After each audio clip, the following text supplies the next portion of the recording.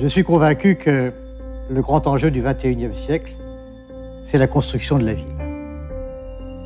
Où que l'on soit dans le monde, les hommes convergent vers la ville, soit en raison de l'explosion démographique que chacun connaît, 9 milliards d'hommes à l'horizon 2050, c'est demain, c'est même aujourd'hui en matière d'urbanisme.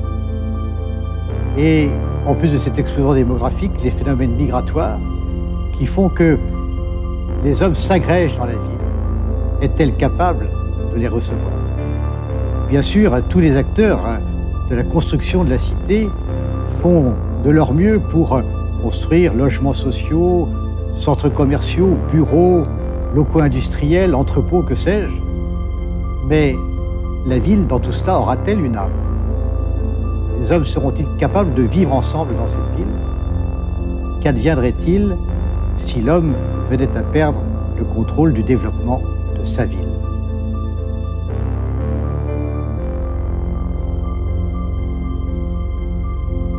C'est d'abord une même planète pour plus de monde.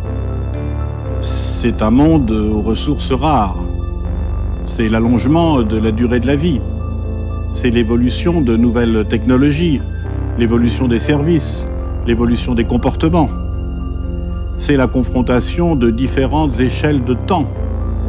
Le temps politique, le temps de la réalisation, de la construction des bâtiments, le temps financier, le temps de l'urbanisme, le temps de la fabrication de la ville qui s'effectue très lentement, et enfin le temps de l'homme. Et puis c'est aussi, peut-être enfin, la multiplication des acteurs face à la pression du court terme.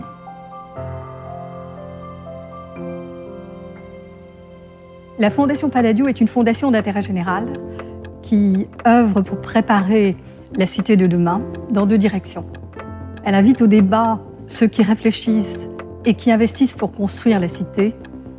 Elle soutient ceux qui vont y vivre plus tard et qui se préparent au métier de construction, réflexion, valorisation de ces différents espaces.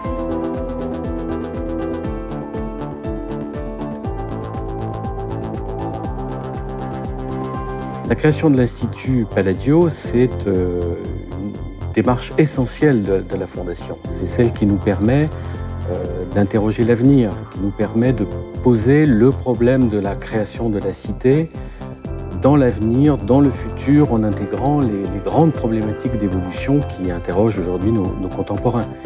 Et ça, on doit le faire dans l'échange entre des experts, certes, que ce soit des experts de l'homme, des experts de la ville, mais également avec les utilisateurs, avec les gens qui ont le souci de la gouvernance, du bon fonctionnement de la démocratie de nos sociétés développées, afin que les besoins de nos contemporains, dans ces évolutions profondes qui les touchent, soient bien pris en compte pour créer une ville humaine, vivable et conviviale.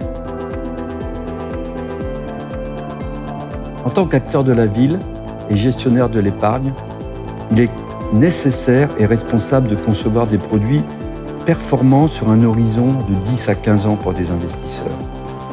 Pour faire cela bien, il est aussi nécessaire d'avoir une vision beaucoup plus large que le simple domaine qui est le mien.